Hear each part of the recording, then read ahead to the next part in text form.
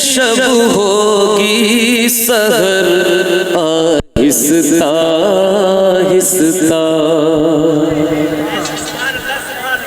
بہت سے لوگ اس شعر کو سن کر دھوکے میں آگے اور انہوں نے سمجھا کہ یہ شعر جو ہے وہ غلط ہے، آقا کے کرم کو محدود کر رہا ہے اور صرف جو ہے وہ آہستہ آہستہ ہی کہا جا رہا ہے، مگر ایسا نہیں ہے۔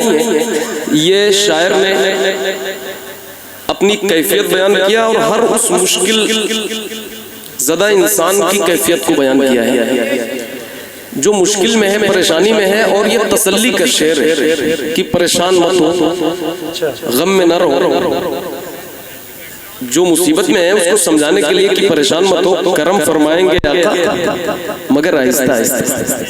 کہتے نہیں ہے کہ آپ صبر کرو، اللہ دھیرے دھیرے آپ کی مشکلات کو آسانیوں میں تبدیل کرتے ہے کہ نہیں؟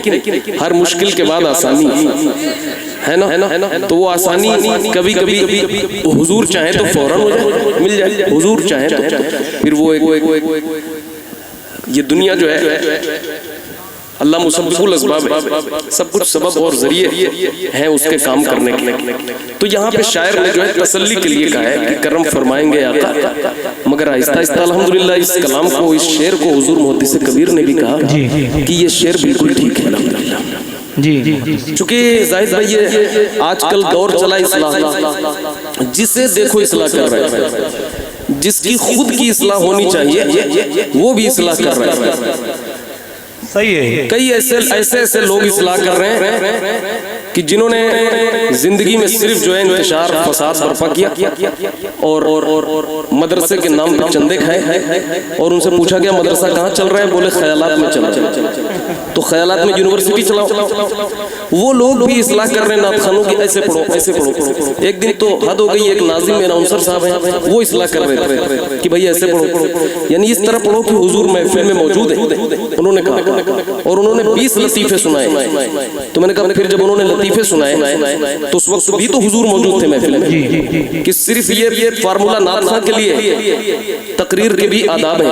بہت سے ایسے خطبہ ہیں کہ تقریر جیسی کرنی چاہیے ویسی تقریر نہیں کرتے، اور وہ چاہتے ہیں کہ ہم حضرت حسان ابن ثابت کی طرح پڑھیں۔ تو ہم اگر حسان ابن ثابت کی طرح اگر آپ چاہتے ہو کہ ہم پڑھیں تو میں بھی چاہتا ہوں آپ ابو بکر صدیق کی طرح تقریر کرو،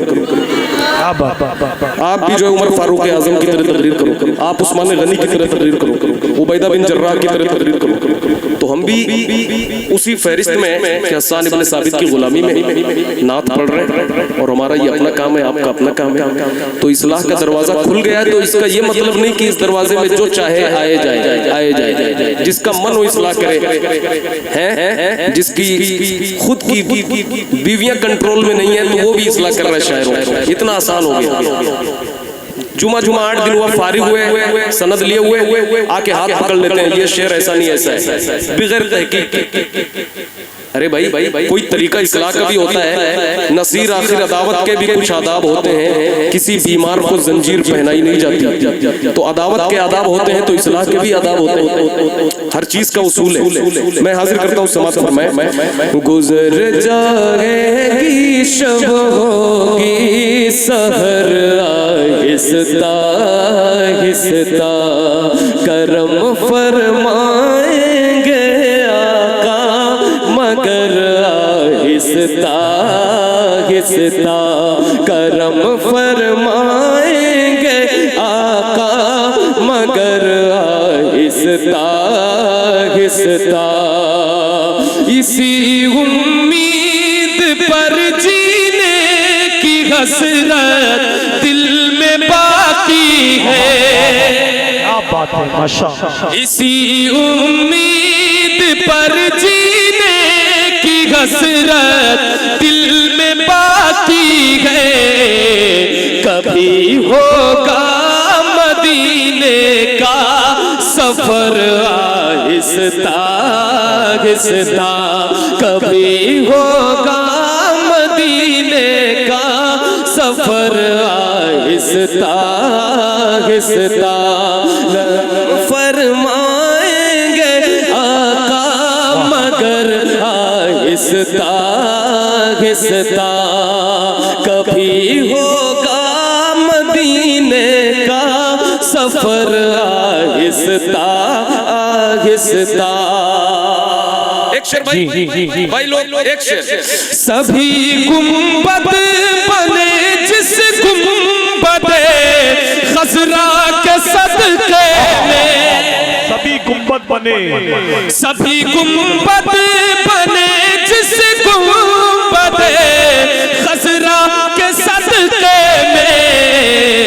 اسے دیکھو مگر اٹھے نظر آہستہ آہستہ.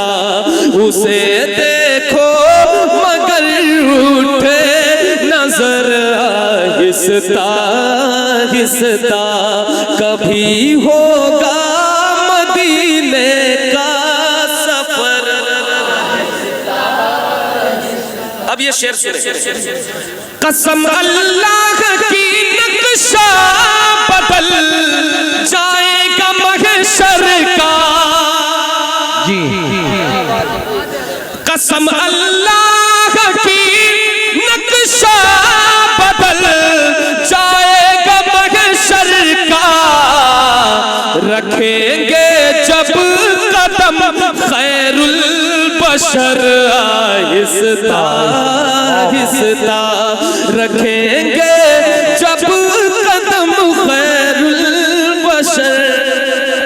ماشاءاللہ. کبھی ہوگا مدینے کا سفر آہستہ آہستہ. قمر کا مطلب معلوم ہے؟ بڑے قاف سے قمر. قمر کا مطلب کسے کسے معلوم ہے؟ اتنا بڑا مجمع کئی لوگ بات کر رہے ہیں. قمر کا مطلب معلوم؟ چاند.